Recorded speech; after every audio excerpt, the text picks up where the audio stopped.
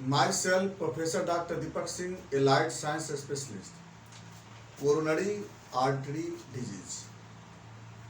Coronary artery क्या है? जैसा कि आप बताए होंगे पिछले क्लास में भी आपको, कोरोनरी आर्टरी जो हार्ट के लिए जो ब्लड सप्लाई करता है आर्टरी, उसको हम कोरोनरी आर्टरी बोलते हैं। कोरोनरी का ऐसा मतलब क्या होता है? कोरोनरी का मेन मतलब होता है ताज के जैसा, है ना।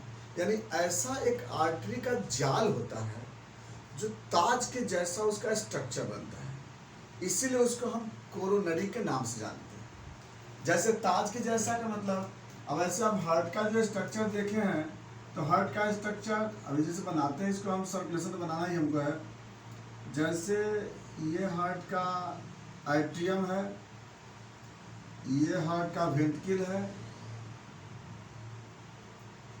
एट्रियम, इसके बाद यहाँ पर सेप्टम है, इसको भाल्व कहते हैं। इधर में ट्राइकस्पिड भाल्व है, यहाँ पर बाइकस्पिड भाल्व। ये इसके हो गए लेयर, लेयर हो गया इसका। और इसमें वाल कर्व होगा ना, इसमें 3 वाल होता है, जानते हो, पेरिकार्डियम, मायोकार्डियम, इंडोकार्डियम, है ना। इसी के ऊपर क्या होता है ना, हम बना देते हैं पेरिकार्डियम का भी लेयर बना देते हैं इसके ऊपर। ये तो पतला लेयर हो गया ना ऊपर का, ये पेरिकार्डियम।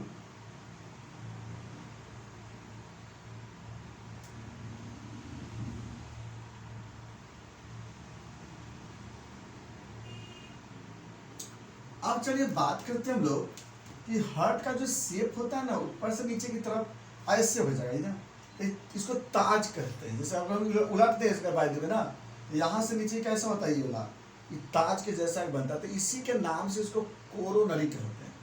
तो इसके अंदर जो सप्लाई होता है ना ब्लड का, उसको हम लोग क्या बोलते हैं? कोरोनरी सर्कुलेशन बोलते हैं। डिजीज तो इसी के अंदर पढ़ना है ना हमको, क्या डिजीज होते हैं इसमें। तो कोरोनरी सर्कुलेशन यानी कि हार्ट में जो सप्लाई होता है उसको हम लोग कोरोनरी सर्कुलेशन बोलते हैं। ब्लड के सप्लाई, ब्लड का सप्लाई हार्ट में जब होता है, हार्ट के वाल में होता है, उसको हम कोरोनरी सर्कुलेशन बोलते हैं। बार रिपीट कराएं।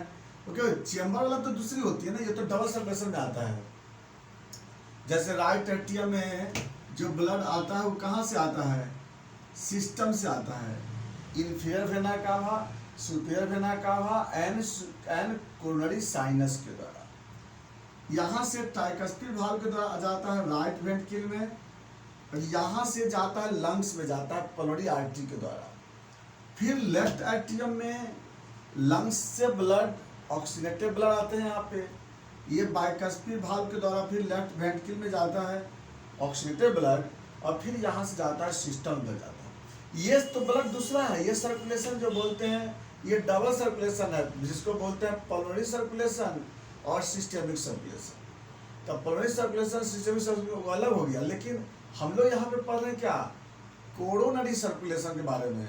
यानी जब हार्ट के वाल में जो ब्लड सप्लाई होती है उसको लोग बोलते हैं कोरोनरी सर्कुलेशन बोलते हैं।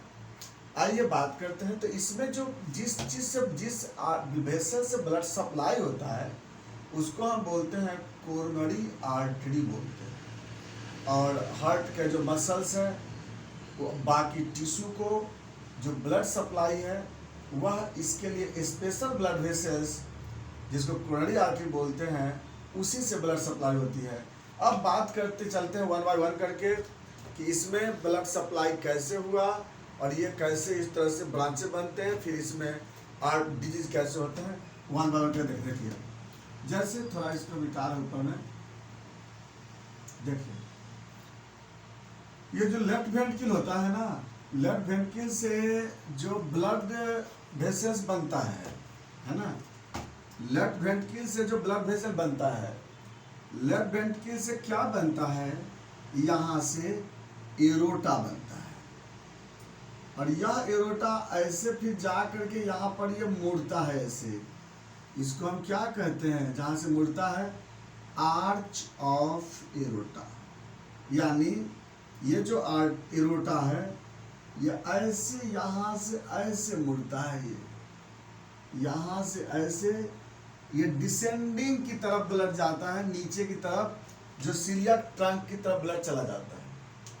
और इसी एरोटा में जब एरोटा यहाँ से बनता है, यहाँ पे जस्ट यहाँ पर क्या होता है, इसी के जस्ट ऊपर यहाँ पे होता है सेमी लूनर भाल्व, जिसको हम बोलते हैं एओर्टिक भाल्व कहते हैं। और इसी एओर्टिक भाल्व के जस्ट ऊपर में इसी जगह पे, यहाँ पे जहाँ से आर्क बनना स्टार्ट होता है और जिसको एसेंडिंग बोलते हैं, तो एसेंडिंग और आर्क के जस्ट बीचों बीच से यहाँ से 2 ब्लड वेसल्स निकलता है। याद रखना इस चीज को। ये जो एरोटा है, इस एरोटा में आर्च ऑफ एरोटा और एसेंडिंग के बीचों बीच यहाँ से 2 ब्लड वेसल बनते हैं।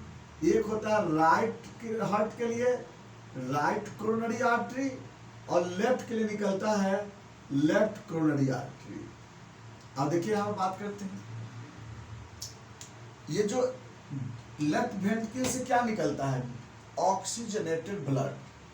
लेफ्ट वेंट्रिकल के चेंबर से निकलता है, लेफ्ट वेंट्रिकल चेंबर से ऑक्सीजनेटेड ब्लड एरोटा में।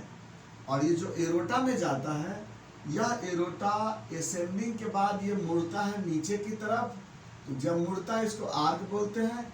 और ये जो एसेंडिंग होता है, इसी जगह से 2 ब्रांच बनता है हार्ट के सप्लाई के लिए, जिसको बोलते हैं राइट हार्ट के लिए जो निकलता है उसको बोलते हैं राइट कोरोनरी आर्टरी। जो राइट के लिए बनता है उसको क्या बोलते हैं, राइट कोरोनरी आर्टरी। ये वाला है, इसको बोलते हैं right coronary artery, right coronary artery. और जो लेफ्ट हार्ट के लिए जाता है उसको बोलते हैं left coronary artery, left coronary artery. Right के लिए निकला, लेफ्ट निकला। अब आगे बात करते हैं, ये जो ब्लड जो आया है यहाँ पे आर्टरी वाले, ये यहाँ से ऐसे होते हुए और कैसे जाता है ये, तो राइट हार्ट में जो ब्लड सप्लाई होता है, ये राइट हार्ट में एंटीरियरली इंटर करता है। राइट हार्ट में याद रखना होगा, coronary artery, right coronary artery inter in heart anteriorly, माने हार्ट के एंटीरियरली इंटर करता है, माने आगे की तरफ से। और लेफ्ट कोरोनरी आर्टरी इंटर करता है पोस्टीरियरली, पीछे की तरफ से इंटर करता है। ब्रांच यहाँ से निकला और निकलने के बाद कहाँ जाएगा, ये पोस्टीरियरली इंटर करेगा हार्ट में। यहाँ से पोस्टीरियर जाएगा, ये यहाँ से पोस्टीरियर गया, यहाँ से राइट कोरोनरी आर्टरी एंटीरियर जाता है। चलिए, तो इतना तो मालूम हो गया। अब इसी की वजह से ब्रांचिंग भी इसकी उसी ढंग से बनते हैं। तो अब क्या होता है, राइट कोरोनरी आर्टरी यहाँ से जो ब्लड सप्लाई करेगा ना, ये किसको सप्लाई करेगा, यहाँ से लेटरल या मार्जिनल आर्टरी, यहाँ से जाएगा वो राइट मार्जिनल आर्टरी। और लेफ्ट वाले कहाँ जाएंगे, लेफ्ट मार्जिनल आर्टरी। दोनों ये तो यहाँ तो ठीक था कि राइट कोरोनरी आर्टरी वाले मार्जिनल आर्टरी में क्या, जो लेटरल वाल को सप्लाई करेगा, लेफ्ट वाला भी जाएगा मार्जिनल आर्टरी, जो कि लेटरल वाल को सप्लाई करेगा। एट्रियम के लेटरल वाल पे ब्लड सप्लाई करता है। और साथ साथ जो राइट कोरोनरी आर्टरी जो है ना, यहाँ पर एसे नोड यानी पेसमेकर सेल जो होते हैं, पेसमेकर सेल को भी सप्लाई करेगा। ये एसे नोड होता है यहाँ पे। तो राइट कोरोनरी आर्टरी जो मार्जिनल आर्टरी होता है, वह पेसमेकर सेल को सप्लाई करता है। अब चलिए अगली पॉइंट आगे बढ़ते हैं। यहाँ पर जो राइट कोरोनरी आर्टरी है, वह सेप्टल आर्टरी, इंटरसेप्टल आर्टरी या interventricular artery, posterior interventricular artery का फॉर्मेशन करेगा। यहाँ से राइट कोरोनरी आर्टरी यहाँ से इंटरवेंट्रिकुलर पोस्टीरियर आर्टरी का फॉर्मेशन करेगा। और लेफ्ट वाले क्या करेंगे, इंटीरियर इंटरवेंट्रिकुलर आर्टरी का फॉर्मेशन करेगा। यानी राइट वाला पोस्टीरियर की तरफ ब्रांच जाएंगे और लेफ्ट वाले क्या होगा, इंटीरियर की तरफ ब्रांच जाएगा, वेंट्रिकल की तरफ। और इस तरह से यहाँ से अब वेंट्रिकल की तरफ, जैसे राइट वाला पीछे की तरफ जाएगा वेंट्रिकल की तरफ, और लेफ्ट वाला आगे की तरफ वेंट्रिकल की तरफ ब्लड सप्लाई करेगा। और यहाँ से ये जो आर्टरी है, वो इसके आगे एंटीरियरली आवेगा, ये लेफ्ट वाले। और इसमें तो 2 डायमेंशन बना नहीं पा रहे हैं ना, लेकिन यहाँ पे क्या होगा, लेफ्ट जो राइट वाले है पोस्टीरियरली जाएगा, इसके पोस्टीरियरली, किसमें, हार्ट के वाल में।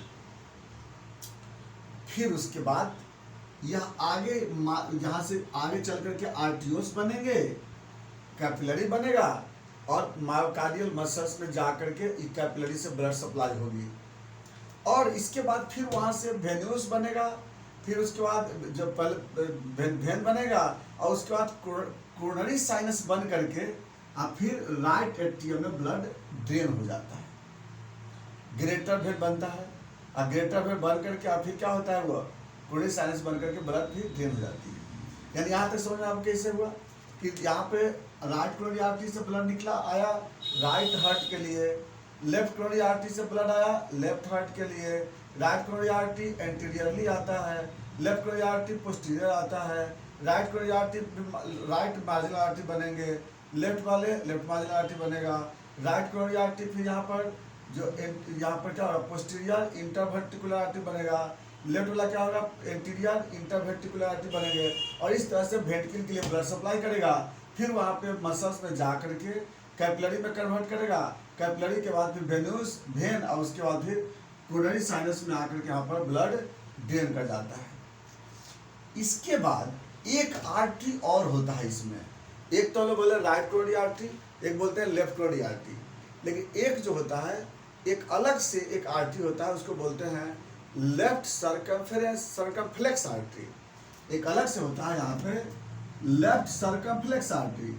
लेफ्ट सर्कमफ्लेक्स आर्टरी क्या होता है कि लेफ्ट कोरोनरी आर्टरी से बनता है, ये याद रखना है।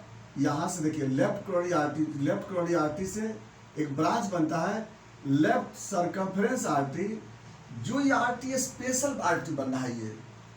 यह आर्टरी स्पेशल आर्टरी बना है किस लिए कि यह अलग से ब्लड सप्लाई करता है, ये वेंट्रिकल के लिए यहाँ पर जाता है, और यहाँ से एक ब्रांच बनता है पेस मेकर एसे नोड के लिए और एबी नोड के लिए स्पेशल आर्टरी, इसको बोलते हैं लेफ्ट सर्कमफ्रेंस आर्टरी।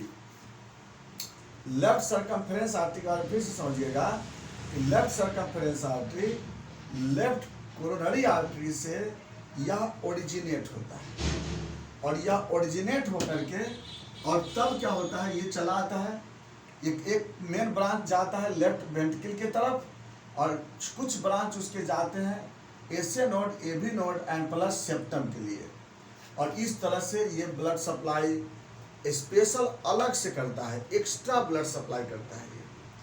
तो ये जो अलग से जो बनता है लेफ्ट सर्कमफ्रेंस आर्टरी, या अलग से सप्लाई करता है, इसको हम नेचुरल बाईपास बोलते हैं। नेचुरल बाईपास इसलिए बोलते हैं कि यह एक्स्ट्रा ब्लड सप्लाई करता है वर्क करने के लिए।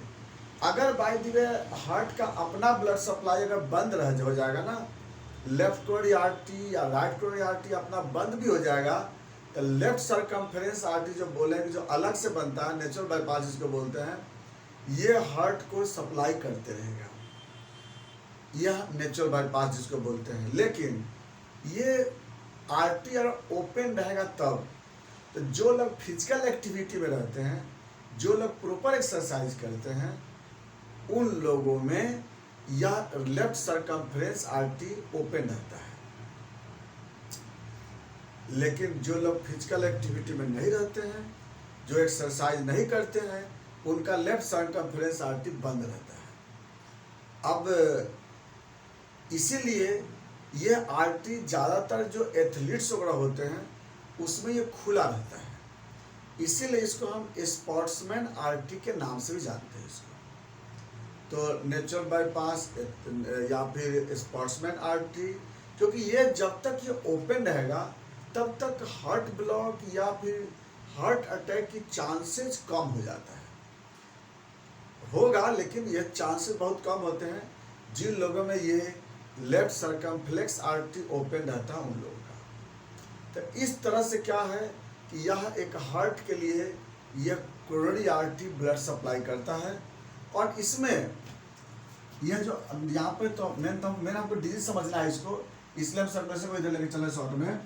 ये जो आरटी जो देख रहे हैं, ये तो हम लोग एरोटा हो गया ना इधर, तो ये जो आरटी देख रहे हैं कि राइट और लेफ्ट दोनों मिला करके यहाँ पर 1 मिनट में लगभग 200 ml पर मिनट ब्लड सप्लाई होती है कोरोनरी आर्टरी में। अब अगला कहानी, किसी कारण से इस आर्टरी में ब्लड सप्लाई नॉर्मल से अगर घट जाता है, नॉर्मल से डिक्रीज कर जाएगा, अब डिक्रीज करेगा तो कुछ तो दिक्कत होगी। तो जब दो बात होती है ना, दो कंडीशन होगी इसमें। एक तो 200 ml ब्लड सप्लाई इसको होना चाहिए 1 मिनट में। अगर या तो इसका सप्लाई 200 से डिक्रीज कर जाता है, यानी 100 ml पर मिनट होंगे, भाई दूर एक बात बताते हैं, या फिर इसका डिमांड बढ़ चुका है, ये डिमांड कर रहा है 300 ml का और उतना अमाउंट सप्लाई होगा नहीं। तो पहली बात बोला गया कि सर्कुलेशन जरूरत उतना ही की है लेकिन सप्लाई कम है, और दूसरा है जरूरत ज़्यादा है लेकिन सप्लाई कांस्टेंट है। दोनों केस में सर्कुलेशन की कमी हो जाएगी। याद रखें क्या बोल रहे हैं, पहला केस बोल रहे हैं कि या तो सप्लाई जितना रहना चाहिए उतना नहीं है, सप्लाई कम हो गया और डिमांड सही था लेकिन सप्लाई कम हो गया, और दूसरा क्या बोला गया, सप्लाई कांस्टेंट है लेकिन डिमांड ज़्यादा है। दोनों केस में क्या होगा कि इस कोरोनरी आर्टरी में ब्लड सर्कुलेशन की कमी हो जाएगी, मायोकार्डियल मसल्स को ब्लड सप्लाई की कमी हो जाएगी। तो इसको हम कहेंगे कोरोनरी इस्केमिया या मायोकार्डियल इस्केमिया। और इसी कंडीशन की वजह से जो डिजीज डेवलप होगा, अब इस्केमिया का मतलब क्या होता है, इस्केमिया का मतलब ब्लड सप्लाई की कमी, या तो सर्कुलेशन घट गया या डिमांड इसका जितना था उसके अनुसार घट रहा है। तो किसी भी कारण से जब इसको सप्लाई जब कम हो जाता है, क्योंकि आपको हर समय हार्ट के चाहे पेसमेकर सेल हो या हार्ट का मायोकार्डियल मसल्स का सेल है, दोनों को लार्ज अमाउंट में ब्लड चाहिए, लार्ज अमाउंट में एटीपी बनना चाहिए। अगर ये सब अगर फॉर्मेशन कम हो जाएगा, ब्लड सर्कुलेशन जितना इसको होना चाहिए और उतना अगर नहीं होगा इसमें, तो उसी कंडीशन को बोलते हैं कोरोनरी इस्केमिया। या फिर इस्केमिया का मतलब हो गया ब्लड सर्कुलेशन डिमिनिश्ड।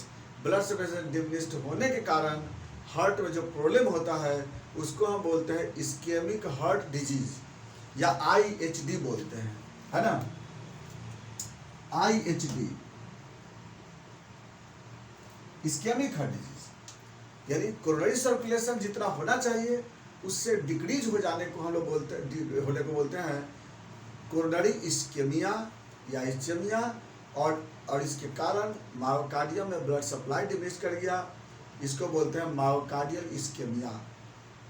और इस्केमिया होने के कारण इसमें इफेक्ट होगा जिसको हम बोलते हैं इस्केमिक हार्ट डिजीज IHD। अब यहाँ तक समझ में आपका है। अब बात करते हैं कि IHD होता क्यों है। तो IHD का रीजन हो गया कि आर्टरी में कहीं भी ब्लॉकेज हो सकता है। आर्टरी जो ब्लॉक हो रही है, यहाँ पर जो आर्टरी में जितना ब्लड सप्लाई होना चाहिए, जितना इसको ब्लड सप्लाई होना चाहिए, ये सप्लाई नहीं हो रही है। इसमें कहीं ना कहीं यहाँ पर क्या हो रही है, इस आर्टरी में ब्लॉकेज हो रही है। हार्ट के वाल में जो सर्कुलेशन हो रही है ना, तो आर्टरी में ब्लॉकेज के कारण आर्टरी का जो लुमेन होता है, लुमेन धीरे धीरे नैरो हो जाता है। तो ब्लॉकेज के कारण इसमें सप्लाई कम हो जाता है। और एक बात याद रखिएगा, इसमें सर्कुलेशन किस समय होता है, डायस्टोल के समय। जब ये डायस्टोल होता है ना, तो उस समय ब्लड अंदर आता है, सिस्टोल के समय नहीं। क्योंकि डायस्टोल के समय ये जो भाल्व होता है ये बंद होता है, तो ये जो ब्लड होता है ना, आराम से कोरोनरी आर्टरी में चला जाता है। तो अब क्या है, किसी कारण से जब इस आर्टरी में ब्लॉकेज हो जाता है, चाहे फैट के कारण या फिर मान ली फैट है या फिर कोई फाइब्रिन है या कैल्शियम है, तो किसी भी कारण से कोरोनरी आर्टरी ब्लॉक हो जाता है, कोई प्लग बनने के कारण या कुछ भी। तो अगर बाय द वे इस आर्टरी में अगर फैट डिपोजिशन हो रहा है या कोई फाइब्रिन डिपोजिशन हो रहा है, किस कैल्सिफिकेशन कुछ हो रही है, थ्रोम्बस बन रहा है, कुछ भी इम्बोलस बन रही है, ये सब के कारण क्या होता है, कोरोनरी आर्टरी ब्लॉकेज होने लगते हैं। दूसरा जो कारण आता है आपका स्पाज्म, हो सकता है कि स्पाज्म हो, जैसे स्पाज्म डायबिटीज मेलाइटस में स्पाज्म होता है, स्मोकिंग में स्पाज्म होता है, स्ट्रेस में स्पाज्म होते हैं, ओवर वर्किंग से स्पाज्म होता है। तो किसी भी कारण से अगर by the way coronary artery अगर स्पाज्म होगा तब भी ब्लड सर्कुलेशन डिमिनिश करता है। लेकिन सबसे ज़्यादा एथेरोस्क्लेरोसिस कोरोनरी आर्टरी में फाइब्रोफैटी प्लग के बनने के कारण यहाँ पर डिपोजिशन होता है, और इसका कारण सबसे ज़्यादा कोरोनरी आर्टरी ब्लॉकेज क्यों होते हैं, या तो ओबेसिटी के कारण, लेस फाइबर डाइट के कारण, एक्सेस फैटी डाइट के कारण, या फिर ज़्यादा एनिमल फैट यूज करने के कारण, smoking, alcohol, hyperlipidaemia, diabetes mellitus, less physical activity, ये सब इतने कारण बताएं, ये सब के कारण क्या होता है, कोरोनरी आर्टरी धीरे धीरे आपका ब्लॉक होने लगते हैं, कोरोनरी आर्टरी में सर्कुलेशन डिमिनिश्ड होने लगती है। अब यहाँ पे बात चलते हैं इफेक्ट का। कोरोनरी आर्टरी में अगर सप्लाई कम हो जाएगा तो डेवलप क्या होगा, IHD। अब इसमें दो तरह के बीमारी डेवलप होता है। अगर बाय द वे देखिए यहाँ पर क्या बोला गया है IHD में, अगर बाय द वे सर्कुलेशन जो होता है थोड़ा डिमिनिश्ड कर गया है, सर्कुलेशन है लेकिन जितना सर्कुलेशन को जाना चाहिए उतना सर्कुलेशन नहीं हो रही है, यानी यहाँ पर जो मसल्स है इस मसल्स को सप्लाई तो हो रहा है लेकिन जितना उसको सप्लाई होना चाहिए उतना सप्लाई नहीं हो रही है, सप्लाई है लेकिन कम है। किसी भी तरह का सेल में और आर्टरी में डैमेज या मॉर्बिड चेंज नहीं हो रही है, और इस कंडीशन में एक कंडीशन डेवलप करता है बहुत सीवियर पेन, जिसको हम एंजाइना पेक्टोरिस बोलते हैं। तो इस्केमिक हार्ट डिजीज में एक हुआ एंजाइना पेक्टोरिस, और एक ऐसा हुआ कि ये ब्लॉकेज 100% हो गए। 100% ब्लॉकेज होने के कारण यहाँ पर मायोकार्डियल सेल डेथ होने लगता है, आर्टरी भी डैमेज हो रही है और सेल भी डेथ हो रहा है, मॉर्बिड चेंज हो गए। तो IHD मॉर्बिड चेंज हो गया तो इसको क्या बोलेंगे, मायोकार्डियल इंजुरी या मायोकार्डियल इन्फाक्शन या हार्ट अटैक। दो बात हुआ ना IHD में। तो IHD में दो कंडीशन होती है, एक कंडीशन क्या होगा, एंजाइना पेक्टोरिस, और एक कंडीशन होता है मायोकार्डियल इन्फाक्शन। तो एंजाइना पेक्टोरिस किसको बोले, कि जिसमें सप्लाई कम हो गया, डिक्रीज कर गया, यानी जितना उसको सप्लाई होना चाहिए 30% सप्लाई हो रहा है, 20% सप्लाई हो रहा है, 10% सप्लाई हो रही है, और सेल में और आर्टरी में कोई भी मॉर्बिड चेंज नहीं हो रहा है। तो ऐसे कंडीशन को हम लोग बोलते हैं एंजाइना पेक्टोरिस बोलते हैं। लेकिन अगर बाय द वे 100% ब्लॉक कर गया अगर आर्टरी और उसके कारण आपका सेल डेथ हो रहा है, तब इसको हम लोग मायोकार्डियल इन्फाक्शन बोलते हैं। तो दो तरह के हुए, आपको IHD हुआ। अब बात करते हैं इसका कि इफेक्ट क्या होगा। तो इसका इफेक्ट तो आपको दोनों में अलग अलग थोड़ा सा इफेक्ट होता है, लेकिन दोनों में चेस्ट पेन होंगे, या पेन ऊपर की तरफ मूव करता है लेफ्ट साइड में, शोल्डर की तरफ यह पेन इसका शिफ्ट करता है, इसका पेन नेक में और जॉ में और ऑक्सीपिट में जा करके शिफ्ट करता है। चेस्ट में हैवीनेस होंगे, स्क्वीजिंग जैसा सिम्टम आता है इसमें, और कंफ्यूजन, वीकनेस, पाल्पिटेशन, ऐसे कुछ सिम्टम इसमें आपको IHD में मिलेंगे। इस मरीज का हम अगर डायग्नोसिस करना चाहते हैं, कोरोनरी आर्टरी को पता लगाना है, तो इसके डायग्नोसिस करने के लिए सबसे बेस्ट है इसमें एंजियोग्राफी।